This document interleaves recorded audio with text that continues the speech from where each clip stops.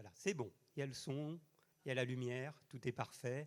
Il y a la présence de Dieu, c'est le plus important. Ça fait du bien quand même d'être dans la présence de Dieu, de se faire du bien le dimanche, de venir retrouver ses frères et sœurs et de se fortifier dans la foi. C'est vraiment un moment béni.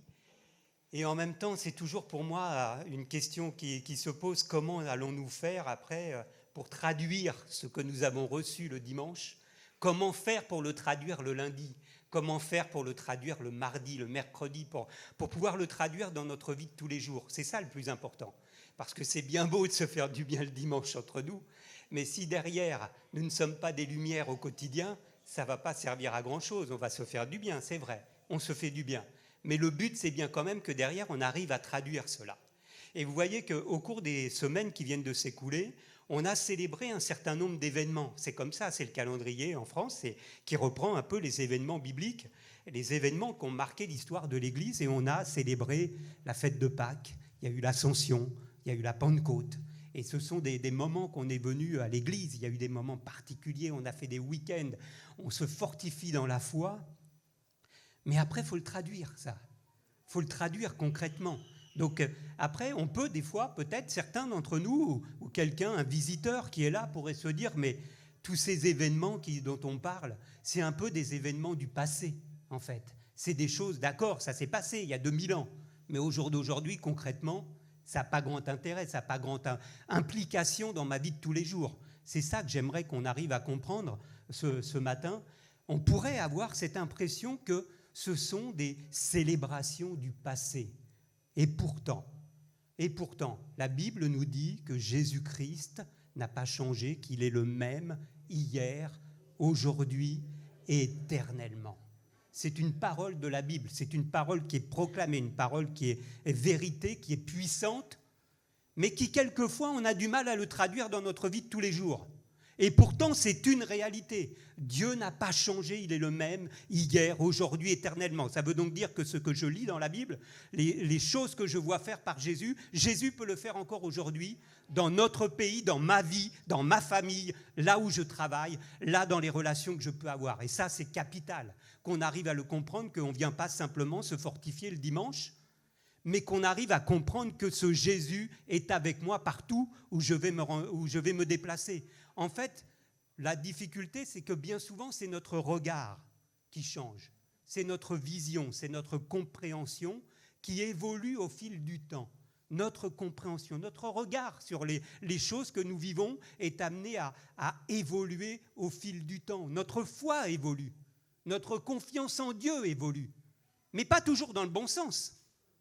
On a l'impression que parce qu'on vient à l'église, que ça fait 1 an, 3 ans, 10 ans, 20 ans, on a l'impression que forcément les choses vont aller de l'avant. Pas forcément. Au contraire, nous pouvons prendre de mauvaises habitudes. Nous pouvons devenir tout simplement conformistes. Nous pouvons devenir fatalistes. Ce n'est pas parce que j'ai de longues années derrière moi que forcément je vais de l'avant. C'est mon regard sur les choses qui est important et qui va déterminer finalement comment je vais vivre ma foi et ma relation avec Dieu. Et j'aimerais ce matin partager avec vous un passage du livre des Actes afin de nous montrer que tout est possible. Tout est possible si nos cœurs sont ouverts, si nos cœurs sont réceptifs à la volonté de Dieu, si nos cœurs sont réceptifs à la présence de Dieu, si nos cœurs sont réceptifs à l'appel de Dieu. Dieu est présent dans ce lieu ce matin. Peut-être que nous n'en avons pas tous conscience. Nous venons à l'église, mais nous n'avons peut-être pas conscience que Dieu est présent. Tout va dépendre de la façon dont je vais être prêt à recevoir ce que Dieu veut me communiquer. Donc nous allons partager un passage ce matin qui se trouve dans le livre des Actes au chapitre 10, où il nous est rapporté une de ces rencontres les plus improbables que la Bible nous rapporte. Une rencontre improbable, parce que qu'on le veuille ou non, il y a des rencontres qui ne peuvent quasiment pas exister dans la vie. Vous savez, les gens que l'on rencontre, on les rencontre à cause de notre milieu, à cause de notre statut social. On les rencontre à cause de notre famille, à cause de ce que l'on a, de notre culture. Il y a un certain nombre de choses qui sont balisées dans la vie. Vous pouvez regarder que quelqu'un qui fait des études dans des hautes écoles, l'ENA, Sciences Po, il y a très peu de chances qu'il rencontre certaines personnes dans la vie. Il y a très peu de chances qu'il va s'allier à un certain nombre de personnes, parce que les choses sont balisées de cette façon-là. Et la Bible, par contre, nous rapporte des rencontres qui sont étonnantes, des choses qui ne devraient pas se passer, des choses qui ne devraient pas exister. Dans le chapitre 10 des Actes des Apôtres, nous avons donc 3 personnes qui se rencontrent, 3 personnes qui vont être en contact les uns avec les autres. Nous avons un soldat romain. Un soldat romain. Il faut imaginer de quoi on est en train de parler. Ce sont les occupants en Palestine à cette époque-là, donc ceux qui occupent le peuple juif à cette époque-là. Donc un soldat romain, un serviteur de Dieu et Dieu lui-même. Dieu va être présent dans cette rencontre alors que nous nous retrouvons avec ces personnages étonnants. On lit des fois la Bible sans réaliser ce qu'on est en train de lire. On arrive, chapitre 10, Corneille. Un centurion romain. Mais imaginons ce qu'on est en train de raconter. Ce n'est pas normal que cet homme-là se trouve ici dans la Bible. Ce n'est pas normal qu'on va consacrer un chapitre entier dans la Bible. Vous pourrez regarder, il n'y a pas tant de monde que ça, dont un chapitre entier est consacré dans la Bible. Il y a très peu de personnes qui ont cet honneur-là dans la Bible. On va consacrer un chapitre entier des Actes des Apôtres à un soldat romain. Qui est-il cet homme ? Il habitait, donc nous est-il dit dans ces passages, il habitait à Césarée, une ville moderne qui venait d'être construite il y a peu de temps et dont le nom avait été donné en l'honneur de Hérode voulait rendre la gloire, l'honneur à l'empereur romain. Et donc, de fait, il a appelé cette ville Césarée. Césarée était donc le siège du gouvernement civil par opposition à Jérusalem, qui était la capitale religieuse. Donc Césarée était une ville païenne, une ville située au bord de la mer, pas vraiment le lieu idéal pour rencontrer Dieu. On aurait pu dire, on aurait pu se trouver à Jérusalem. Non, on se trouve ici à Césarée. Et on va donc découvrir cet homme, un Romain, un soldat, engagé dans l'armée romaine déjà depuis pas mal d'années. Parce que cet homme a des responsabilités, il est gradé dans l'armée, il est centurion. Il a déjà fait ses preuves, il a dû donc déjà faire de nombreuses campagnes pour Rome. Il a dû connaître des combats, des luttes. Il y a bien des choses ont dû être rencontrées par cet homme au fil des années. Autrement, il ne serait pas ici comme responsable. Il est responsable dans l'armée de Rome. Cet homme avait donc la confiance de ses responsables et on lui avait donc confié un groupe d'hommes, 100 personnes. C'était un centurion, un centenier. Il dirigeait donc 100 personnes parmi la cohorte italienne. C'était, nous est-il dit, quand on lit un peu, qu'on se renseigne, l'une des cohortes, une des armées les plus fidèles à Rome, comme une troupe d'élite. C'était une troupe d'élite. Imaginez que cet homme, il se trouve ici dans cette cohorte. Une cohorte romaine, c'était à peu près 600 personnes. Il y avait 6 personnes qui dirigeaient cette cohorte. C'était donc l'un des 6 à diriger cette cohorte. Pas vraiment le personnage qu'on s'attend à rencontrer dans la Bible. Ce n'est pas vraiment ça qu'on devrait s'attendre, et pourtant, il est là, dans notre Bible, chapitre 10, un chapitre entier, 20 siècles après, on est encore en train de lire l'histoire de cet homme. Et c'est tout un symbole. Je trouve que c'est tout un symbole du regard que Dieu peut porter sur nos vies. Vous savez que nous, dans la façon dont on voit les choses, on a tendance à compartimenter les choses. On a tendance à classer les gens dans des cases. Telle personne, il est comme ça parce qu'il a telle origine. Telle personne, il vient de tel pays, alors il est comme ça. Telle personne, il a fait telles études, alors on le met dans cette case-là. Mais avec Dieu, c'est complètement différent. Dieu n'a que faire des cases. Il n'a que faire de ce qui s'est passé auparavant. Dieu, ce qui l'intéresse simplement, c'est notre cœur. Il ne se fie pas aux apparences, peu importe cela. Et vous voyez que bien souvent, dans la société d'aujourd'hui, on a tendance à nous faire croire que tout ce qui touche à Dieu, c'est ringard. Mais lorsqu'on regarde la Bible, lorsque l'on regarde les rencontres qui nous sont rapportées, c'est tout le contraire. Nous voyons un Dieu qui, au contraire, est ouvert. Nous voyons un Dieu qui est à l'écoute du cœur des personnes. Il n'a que faire de cela. Et c'est comme cela, vous pouvez prendre la plupart des rencontres. Les gens auraient dû être casés dans des cases, mais Dieu, il dépasse les cases. C'est comme cela avec la femme adultère qu'on approche à Jésus, c'est comme cela avec la prostituée qu'on va apporter à Jésus. Jésus n'a que faire des cases. Ce qui l'intéresse, c'est notre cœur. C'est ça qui est le plus important. Donc un chapitre entier pour un soldat romain. Il n'est pas juif, il n'a pas une profession qui le prédispose à la recherche de Dieu. On pourrait penser que cet homme, c'est juste un exécutant, en fait. Juste un exécutant, on lui donne des ordres et il applique. On lui donne des ordres et il s'attache simplement à ce que son équipe respecte les ordres qui lui sont donnés. Mais nous allons découvrir que c'est tout autre chose. Nous allons découvrir une toute autre personne que ce que l'on aurait pu imaginer. Et c'est un peu la même chose avec nous. On pourrait avoir l'impression que nous ne sommes pas assez cultivés, qu'on n'est pas assez riches, qu'on n'a pas un statut social suffisant pour pouvoir voir Dieu agir dans notre vie, qu'on n'est pas assez ceci ou qu'on n'est pas assez cela. Mais cette rencontre nous permet de comprendre que ce n'est pas une question de position, ce n'est pas une question d'histoire, c'est juste une question de cœur. C'est juste une question de cœur. Quelle est la disposition de notre cœur ? Ce soldat romain, Corneille, nous est-il dit, et c'est Dieu qui le dit, nous dit que cet homme était pieux, qu'il était profondément religieux. Il craignait Dieu avec toute sa famille, avec toute sa maison. Et c'est le témoignage de Dieu sur cet homme. Qu'est-ce qu'on en disait ? C'est le témoignage de Dieu qui nous est rapporté de cet homme qui est un soldat romain. Dieu rend ce témoignage. Et parce que la piété qui était exprimée par cet homme n'était pas une piété d'apparence. Au contraire, il était authentique.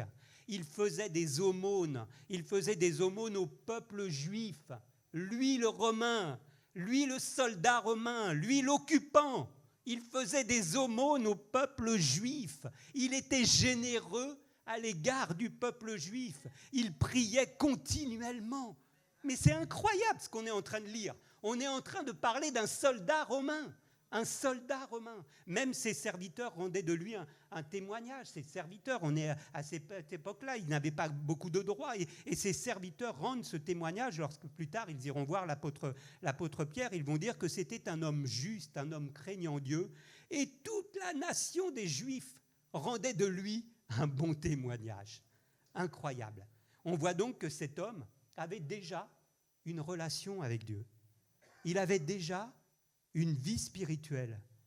Et pourtant, il n'avait pas reçu la révélation de Jésus-Christ. Il n'avait pas la paix en Dieu. Il n'avait pas la connaissance du salut. Il n'avait pas le pardon des péchés. Il n'avait pas reçu le Saint-Esprit. Il n'avait jamais entendu parler de la bonne nouvelle. Et cet homme se comportait déjà de façon concrète. Cet homme avait là vraiment une soif de Dieu. C'est ça qui est déterminant. Il avait une soif de Dieu. Et plus qu'une soif, cette soif, son attitude se traduisait par des attitudes, par des actions concrètes dans sa vie de tous les jours. Et vous voyez, c'est un point important à bien comprendre. Parce que, bien que nous sommes chrétiens, nous sommes amenés quelquefois dans notre entourage, là où on habite, peut-être dans notre lieu professionnel, on est amené des fois à rencontrer des personnes qui manifestent un comportement et une attitude exemplaires.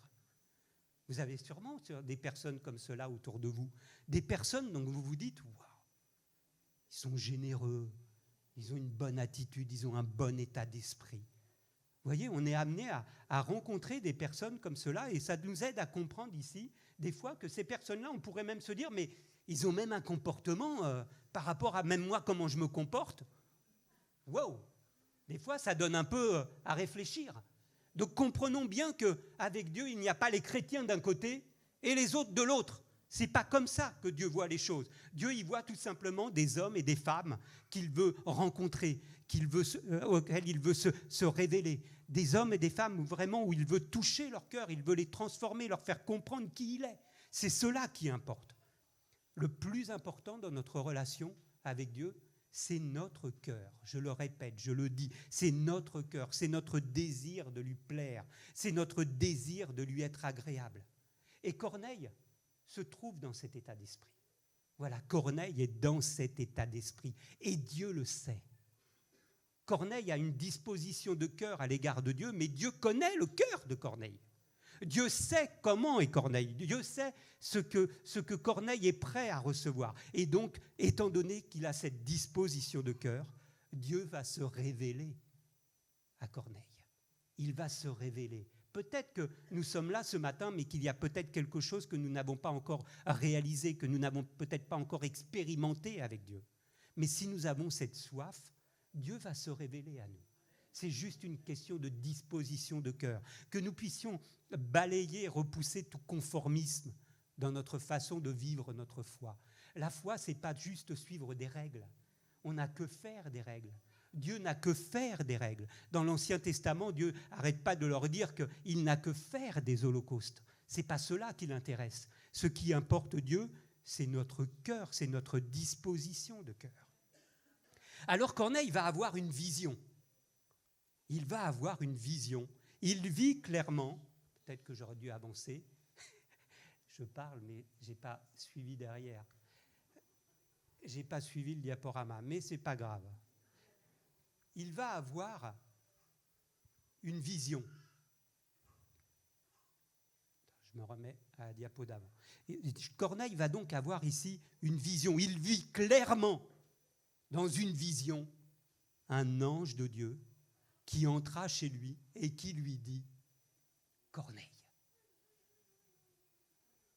Je vous rappelle qu'on est en train de parler d'un soldat romain. Dieu est en train de se révéler chez cet homme, il rentre dans sa maison, il a envoyé son ange, et la première chose que l'ange va dire, c'est « Corneille ».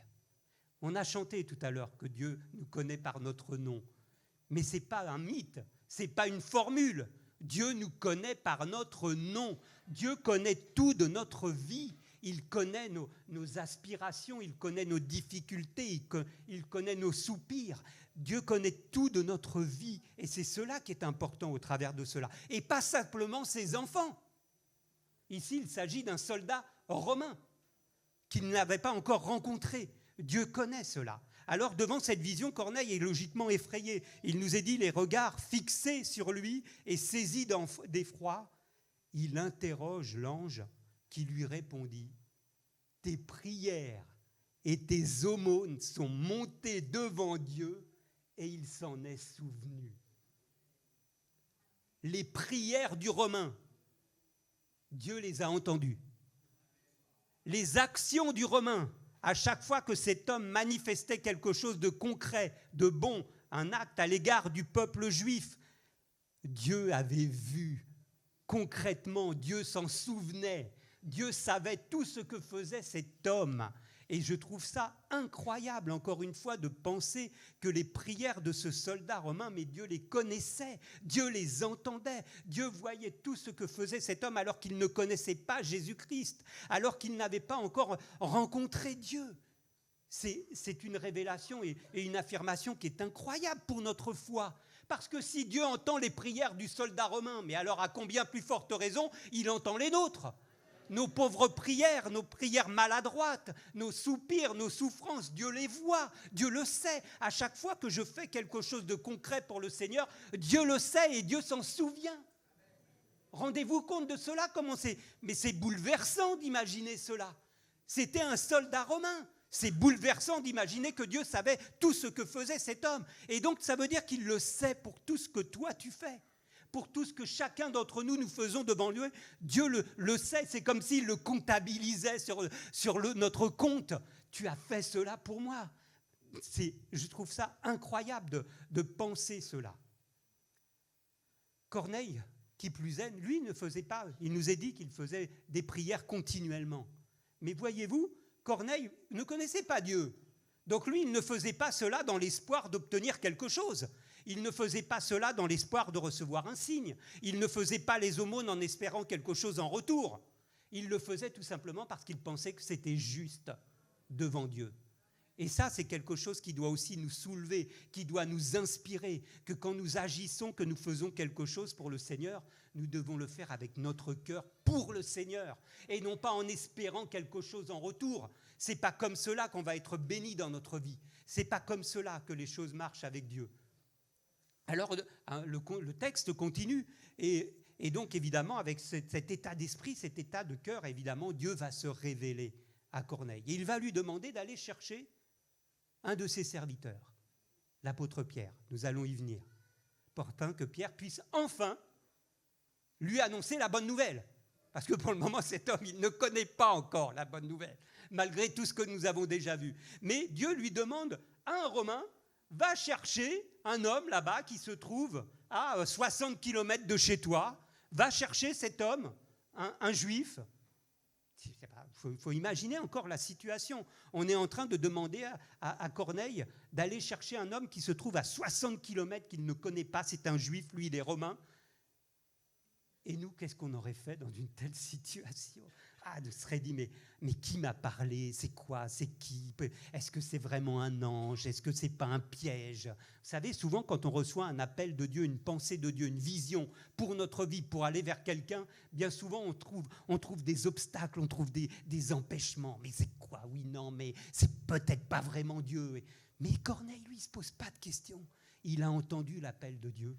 Et immédiatement, il envoie ses serviteurs pour aller chercher cet homme dont il ne connaît pas, dont il ne sait pas qui c'est encore. Et là, on rentre dans un autre passage qui est celui de la préparation. La préparation. Je trouve ça extraordinaire. Parce qu'à partir du moment que Corneille envoie ses serviteurs chercher l'apôtre Pierre, il va se passer 4 jours. Parce que 60 km à cette époque-là, ce n'est pas comme aujourd'hui. Et il faut les faire. Il faut y aller. Une fois qu'ils arrivent là-bas, c'était long, il faut dormir. Il faut attendre de repartir le lendemain. 4 jours vont se passer. C'est indiqué dans le texte. 4 jours vont se passer pour aller chercher Pierre à Joppé. Et qu'est-ce que va faire Corneille pendant ce temps-là ? Corneille va se préparer. Il n'a pas encore reçu la révélation. Nous l'avons reçu. Mais lui, il ne l'a pas encore reçu. Mais avec cette attitude de cœur, il va se préparer pour cette rencontre. Parce qu'il a compris que cette rencontre va être importante. Il a compris que cette rencontre avec Dieu va être déterminante pour sa vie. Alors il va se préparer pour cette rencontre. Il va inviter pour ce moment ses parents. Il va inviter tous ses amis pour la rencontre, de telle sorte qu'il ne soit pas le seul à recevoir la révélation. Il va se préparer au niveau de sa disposition de cœur. C'était déjà un homme qui avait une soif de Dieu, mais on voit qu'il se prépare. Et est-ce que nous nous préparons lorsque nous venons à la rencontre de Dieu ? Est-ce que nous nous préparons ? Combien de fois on arrive ici dans ce lieu sans avoir réfléchi une seule fois au fait que nous allons nous retrouver dans la présence de Dieu ? Est-ce que nous nous préparons ? Nous savons que Dieu est présent. Je vous l'ai demandé tout à l'heure. Tout le monde répond, mais bien sûr, Dieu est présent. Mais alors pourquoi ne préparons-nous pas à cette rencontre ? Pourquoi on vient les mains dans les poches au dernier moment ? On part à toute vitesse. On a oublié sa Bible parce qu'on est parti en catastrophe. Et on arrive ici, agacé, énervé, pas préparé. Tout simplement, pas préparé du tout à rencontrer Dieu. Alors que nous savons que Dieu est présent. Nous savons que le Saint-Esprit est présent. Nous savons que si nous sommes dans la présence de Dieu, il peut se passer des choses incroyables. Si notre disposition de cœur est celle de Corneille, notre réunion ne va pas être la même. Et lui, cet homme, il va se préparer. Il a conscience que le moment est important. Réalisons un peu, frères et sœurs, les prochaines fois, quand nous venons dans ce lieu, ayons conscience de l'importance de ce moment. Ce n'est pas juste un culte, ce n'est pas un culte de plus, ce n'est pas une réunion de prière de plus, c'est une rencontre avec le vrai Dieu, avec le Dieu tout-puissant, avec celui qui peut changer notre vie, celui qui peut changer les obstacles que nous rencontrons dans notre vie. Il peut tout changer, il peut tout changer. Et c'est lui que nous venons rencontrer lorsque nous venons dans ce lieu. Alors préparons-nous, ayons conscience de la présence de Dieu et préparons-nous à cela. Le point suivant, c'est que nous voyons quel accueil va donner Corneille à l'envoyé de Dieu. Dès que Pierre va arriver, il va se prosterner à ses pieds. Pierre va le reprendre en disant que lui, ce n'est qu'un homme, mais comprenons bien l'état d'esprit. C'est un soldat romain qui est au pied d'un juif. C'est pas normal. C'est presque l'inverse qu'on devrait retrouver ici. Mais c'est un soldat romain, un gradé, quelqu'un qui a une responsabilité dans l'armée romaine, qui se met au pied d'un juif, un simple pêcheur de poissons, quoi. C'était Pierre, c'est tout. Il voit cet homme arriver. Il se met à genoux devant lui, tout simplement parce qu'il sait que c'est l'envoyé de Dieu. Comment accueillons-nous nous-mêmes les envoyés de Dieu ? C'est une question que nous devons nous poser quand nous recevons la parole, lorsque nous recevons un serviteur de Dieu, un visiteur. Comment l'accueillons-nous ? Avec quelle disposition de cœur ? Lui, il ne s'est pas posé de questions, c'était l'envoyé de Dieu. Alors Corneille va dire à Pierre, maintenant, nous sommes tous devant Dieu pour entendre tout ce que le Seigneur t'a ordonné de nous dire. Corneille, sa famille, ses amis sont tous là, prêts à entendre le message de Dieu, prêts à entendre ce que Dieu a à leur dire. Leurs cœurs sont ouverts, leurs cœurs sont réceptifs. Leurs cœurs sont réceptifs, ils ne savent pas ce qu'ils vont entendre, mais ils sont prêts. Imaginez un peu, frères et sœurs, l'auditoire que nous sommes dans une telle disposition de cœur. Imaginez un petit peu si nous pouvions collectivement être dans cette disposition de cœur, prêts à écouter, prêts à entendre, prêts à recevoir ce que Dieu veut nous donner. Avec une telle disposition de cœur, mais soyez assurés qu'il va se passer des choses incroyables. Dieu va se révéler, Dieu va se manifester. Nos expériences avec Dieu vont être complètement différentes. Que nous puissions comprendre au travers de cette rencontre, au travers de cet exemple, qu'il est important d'avoir une disposition de cœur favorable pour recevoir la parole de Dieu. C'est Jésus lui-même qui dit, dans cette parabole de la semence, lorsque la semence tombe dans la bonne terre, elle produit au centuple. Elle ne produit pas un tout petit peu. Elle produit au centuple. Pourquoi ? Tout simplement parce que le cœur est disposé. Il n'y a pas eu d'autre exploit, il n'y a pas eu de choses autres. C'est toujours le même Dieu, c'est toujours la même parole, c'est toujours la même volonté de Dieu de bénir. Simplement, il y a une chose qui a changé, c'est la disposition de cœur. Si le cœur est disposé, on va recevoir au centuple. Et Jésus nous dit, qu'est-ce que la bonne terre ? Jésus nous dit, enfin, la semence tombée dans la bonne terre désigne ceux qui, après avoir écouté la parole, avec un esprit ouvert, s'en pénètrent, la retiennent dans un cœur honnête et bien disposé, et ils persévèrent, portant ainsi du fruit. La disposition de cœur. J'espère qu'on aura compris ce que cela voulait dire pour notre propre relation avec Dieu. On va passer maintenant au deuxième personnage. C'est le serviteur de Dieu. Dieu a décidé ici, dans ce passage, de se révéler à Corneille par un de ses serviteurs, l'apôtre Pierre. Et curieusement, nous nous apercevons qu'en fait, le seul obstacle à la bénédiction ne peut provenir que du serviteur de Dieu. Parce que Corneille, lui, il est disposé. Dieu est disposé à bénir. Dieu est toujours disposé à bénir. En fait, le seul obstacle dans ce passage ne peut provenir que du serviteur de Dieu. C'est quand même quelque chose d'étonnant quand on l'aborde sous cet angle-là, parce que finalement, Dieu sait que Pierre ne voudra pas y aller. Dieu sait que de toute façon, Pierre va s'opposer à aller voir un Romain. Il sait que Pierre va résister à cet appel. Et nous le voyons dans ce passage, c'est ce qui nous est ici, vous vous rappelez, vous savez qu'il est défendu à un juif de se lier avec un étranger et d'entrer chez lui. Donc, Pierre va résister à cet appel. C'est un appel de la part de Dieu. Et d'ailleurs, la ressemblance, elle est frappante avec Jonas, puisqu'on se retrouve ici avec deux hommes qui sont juifs. Les deux hommes sont envoyés vers les nations.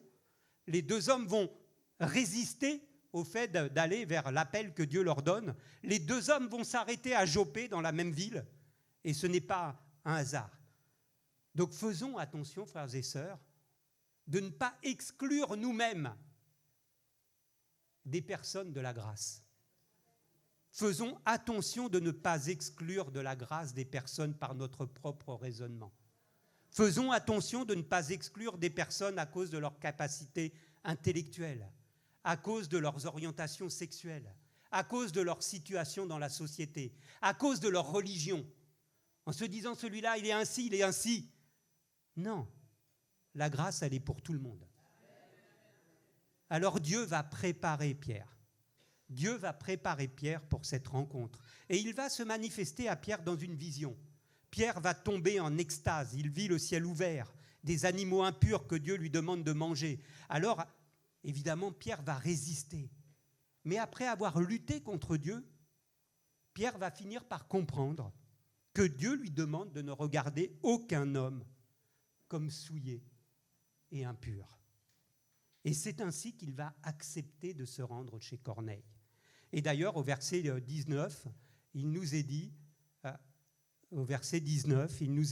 l'Esprit lui dit, « Voici 3 hommes te demandent, lève-toi et pars avec eux sans hésiter, car c'est moi qui les ai envoyés. » Au travers de cela doit nous aider à comprendre que Dieu veut nous utiliser. Nous, chacun d'entre nous. Dieu veut nous utiliser pour être des instruments de bénédiction entre ses mains. Dieu veut le faire. Il va disposer les circonstances, il va provoquer des rencontres, il va provoquer des occasions. Et nous avons tous, dans chaque semaine que nous connaissons, nous avons tous des occasions. Nous avons tous des rencontres que nous faisons. Mais simplement à nous de saisir les occasions. Mais nous rencontrons des personnes dans telle situation, une personne en difficulté. Nous voyons cette personne qui a des difficultés à faire ceci ou cela. Ça va être à nous de savoir qu'est-ce que je vais faire par rapport à cette situation. Comment je vais réagir? Est-ce que nous allons fermer les yeux à cette situation ou est-ce que nous allons répondre à la voix de l'Esprit qui nous demande d'aller vers cette personne? Qu'allons-nous faire de cela? Soyons, frères et sœurs, à l'écoute de ce que l'Esprit nous dit. Ouvrons nos oreilles, ouvrons nos yeux, regardons ce qui se passe autour de nous. Moi, je suis persuadé que nous rencontrons de nombreuses occasions les uns et les autres, que nous en avons toutes les semaines devant nous. Mais simplement, si on n'est pas ouvert, évidemment, on n'entend rien. Si nos yeux sont fermés, on ne voit même pas la misère, on ne voit même pas la difficulté. Mais si nos yeux sont ouverts, on va voir les choses. On va entendre la voix de l'Esprit qui va nous conduire, qui va nous aider à aller vers cette personne et à répondre à son besoin. Parce que je pense qu'autour de nous, et pas qu'à l'Église, il y a des gens autour de nous qui ont soif de Dieu, qui ont soif de rencontrer la vérité, qui ont soif de faire cette rencontre avec le Seigneur, mais qui ne savent pas encore comment y parvenir. À nous simplement d'avoir cette disposition de cœur. On peut se poser la question, combien de fois avons-nous été un obstacle à la bénédiction? Combien de fois quelqu'un n'a pas pu recevoir la bénédiction parce que je n'ai pas eu la bonne attitude, moi, chacun d'entre nous? Combien de fois, à cause de mon attitude, j'ai empêché Dieu d'agir au travers de moi pour que quelqu'un soit béni? Je pense qu'il y a bien des occasions où cela a dû arriver. Et imaginons un peu un instant Ananias. Vous vous rappelez ce passage? Ananias dans les Actes des Apôtres. Ananias reçoit l'appel de Dieu. Dieu lui demande d'aller voir le persécuteur de l'Église. Ananias lui dit, mais tu n'as rien compris. Enfin, tu sais pas qui c'est. Tu sais pas qui c'est. Tu sais pas ce qu'il a fait, Seigneur. Pas lui. Envoie-moi où tu veux, mais pas lui. Et Dieu va préparer le cœur d'Ananias. Dieu va disposer le cœur d'Ananias. Il va lui faire comprendre qu'il est un instrument entre ses mains et qu'au travers de cet instrument, il va bénir. Mais si Ananias refuse à ce moment-là d'aller, que va-t-il se passer par la suite? Je ne le sais pas. Mais peut-être que Saul de Tarse ne deviendra peut-être pas l'apôtre Paul tel qu'il est venu. On ne sait pas comment les choses vont s'enchaîner. Mais il a bien fallu à un moment donné que quelqu'un réponde à l'appel. On aurait répondu, nous?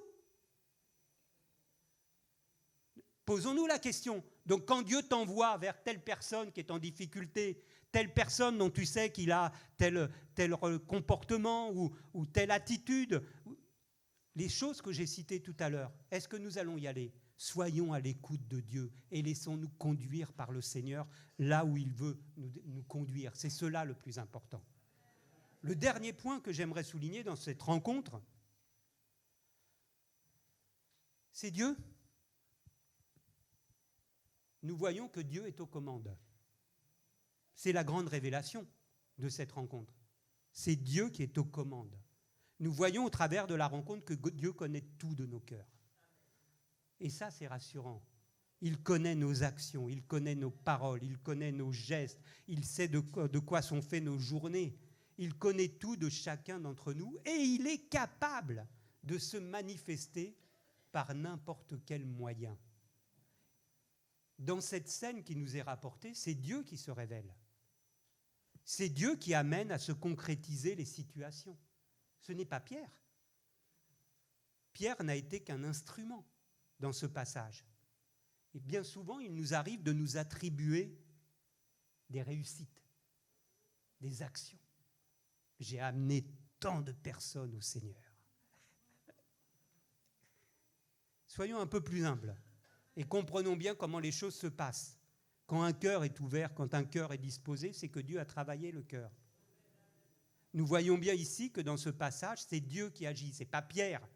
Au contraire, on a bien vu qu'au contraire, même il a fallu travailler son cœur pour que Pierre soit disposé. C'est Dieu qui agit, c'est Dieu qui poursuit ses voies, c'est Dieu qui ouvre les portes, c'est Dieu qui organise, c'est Dieu qui planifie. C'est lui qui a planifié la rencontre pour amener Pierre à se trouver devant Corneille et que toute cette famille puisse recevoir le message. C'est lui qui a préparé les cœurs et qui a permis que même son serviteur soit sensible et qu'il soit prêt à annoncer le bon message au bon moment. Et le point d'orgue dans ce passage, c'est le baptême du Saint-Esprit. Le revêtement de la puissance d'en haut sur toutes les personnes qui sont chez Corneille. J'ai souvent lu des choses sur le baptême du Saint-Esprit et de nombreux théologiens indiquent que le baptême du Saint-Esprit, c'était pour un autre temps. C'était pour le temps des apôtres, le temps de la création de l'Église. Et qu'après, ça n'existe plus. Voilà. Il y a des conceptions comme celle-là. Or, nous voyons ici, dans ce passage, d'une façon claire, d'une façon évidente, que si notre cœur a soif de Dieu, si notre cœur a soif de lui être agréable, si notre cœur a soif de le servir, si notre cœur a soif de recevoir les dons qu'il a préparés d'avance pour ceux qu'il aime, rien ne peut s'opposer. Rien ne peut s'opposer au déversement de l'esprit et au revêtement de la puissance d'en haut. Plus rien ne peut s'opposer à cela. Comprenons bien que même Pierre et les personnes qui l'ont accompagné étaient surpris, ils ne comprenaient même pas ce qui s'était passé. Il nous est dit ici au verset 45, ils furent étonnés de ce que le don du Saint-Esprit leur était également accordé et répandu sur eux. Ils ne comprenaient même pas comment c'était possible. Ils n'avaient même pas encore été baptisés d'eau. Ils venaient juste d'entendre pour la première fois la bonne nouvelle. Et ils étaient remplis du Saint-Esprit. Ils se sont tous mis à parler en langue. Ils avaient soif, une telle soif que l'Esprit les a visités sans attendre davantage. La disposition de cœur. La disposition de cœur, mes frères, mes sœurs. Tout est là. Tout est là. Comment sommes-nous disposés à servir Dieu? La bénédiction de Dieu, la réalisation des promesses de Dieu dans notre vie n'est pas une question de naissance. Ce n'est pas une question d'histoire. C'est juste une question de cœur et de soif. Est-ce que nous avons soif de servir Dieu? Est-ce que nous avons soif d'agir pour Dieu? Si nous avons soif, alors nous allons voir les promesses de Dieu s'accomplir dans notre vie. C'est cela que nous devons comprendre ce matin, frères et sœurs. Si nous avons soif de Dieu, si nous avons soif de lui être agréable, si nous avons soif de le servir véritablement, si nous avons soif d'être utile dans notre génération, c'est maintenant qu'il faut agir. Pour chacun d'entre nous, c'est maintenant. On ne doit pas attendre 10 ans ou 20 ans, c'est maintenant. Dans notre génération, quand je suis jeune, c'est maintenant que je dois agir dans ma génération. Mais même pour les autres, Croyez pas que c'est pour les jeunes le message, hein. C'est pour tout le monde, hein. On est tous concernés, quelle que soit notre génération. C'est maintenant, c'est dans ma génération que je dois agir. C'est par rapport à ma soif que Dieu va pouvoir s'exprimer. Mais si nous avons cette soif, alors disons-le au Seigneur. Disons-le au Seigneur et pas simplement quand on fait un rassemblement de Pentecôte. Disons-lui à chaque fois que nous sommes réunis collectivement dans ce lieu, à chaque fois que je suis en prière chez moi devant le Seigneur, disons-lui combien nous avons soif de le servir, réclamez ces choses, réclamez, demandez, frappez à la porte de Dieu, faites le siège du trône de Dieu et Dieu va se révéler. Et commencez à agir. N'attendez pas qu'il se passe quelque chose de particulier, qu'il y ait une éclipse de prévue dans l'année. Non ? Agissez quand vous avez reçu quelque chose. Agissez, ayez ce désir. Si vous avez ce désir, Dieu va se révéler. Corneille avait ce désir, Dieu s'est révélé. Si nous avons ce désir de lui être agréable, ouvrons nos yeux et commençons d'agir partout où nous sommes. Dans notre lieu d'habitation, peut-être dans notre résidence, dans notre voisinage, dans notre rue, dans notre travail, dans notre lycée, dans notre collège. Commençons à agir, ayons des gestes concrets et nous allons voir Dieu agir parce qu'il verra notre disposition de cœur. Amen. Voilà ce que je voulais partager avec vous, frères et sœurs, que cela puisse nous ouvrir les yeux, puisse nous ouvrir notre compréhension. La foi, c'est pas un truc où simplement on suit. Ça n'a rien à voir avec ça. Notre engagement, notre relation avec Dieu, notre vie spirituelle avec Dieu, c'est du concret, c'est du tous les jours. C'est dans tout ce que je fais. C'est dans les personnes que je croise dans la rue. C'est dans tout. Et pas simplement enfermé dans une case le dimanche de 10h à midi. C'est pas ça la foi. Que Dieu nous aide à comprendre cela. Seigneur, je veux te rendre grâce pour ta parole. C'est ta parole. Nous voulons vraiment être attentifs ce matin. Et nous voulons la recevoir avec un cœur bien disposé. Nous voulons la recevoir comme Corneille, sa famille, ses amis l'ont reçue ce matin. Oui, mon Dieu, je te prie, mon Dieu, de venir nous visiter, de venir nous remplir, de venir nous éclairer, de venir ouvrir notre entendement, notre compréhension des choses. Glorifie-toi, manifeste-toi, Seigneur. Nous voulons être dans cette génération une église lumineuse, une église vivante, une église accueillante. Mais nous voulons aussi, Seigneur, au quotidien, dans nos gestes de tous les jours, chaque membre, chacun d'entre nous, nous voulons être concrets, Seigneur. Nous voulons vraiment manifester que nous sommes des ambassadeurs de Christ dans tout ce que nous faisons, dans notre travail, dans notre quotidien, même là, lorsque je fais mes courses, lorsque je croise des personnes là où j'habite. Seigneur, mon Dieu, manifeste-toi. Bénis aussi nos enfants, nos jeunes, là où ils sont, au collège, au lycée, à l'université. Manifeste-toi dans leur cœur pour que là aussi, ils soient des lumières et qu'ils puissent attirer. Glorifie-toi, mon Dieu, pour la gloire de ton nom. Aide-nous à saisir ta parole. Aide-nous à la comprendre. Aide-nous à la matérialiser dans notre quotidien. Je te rends grâce, Seigneur, pour cela. Amen.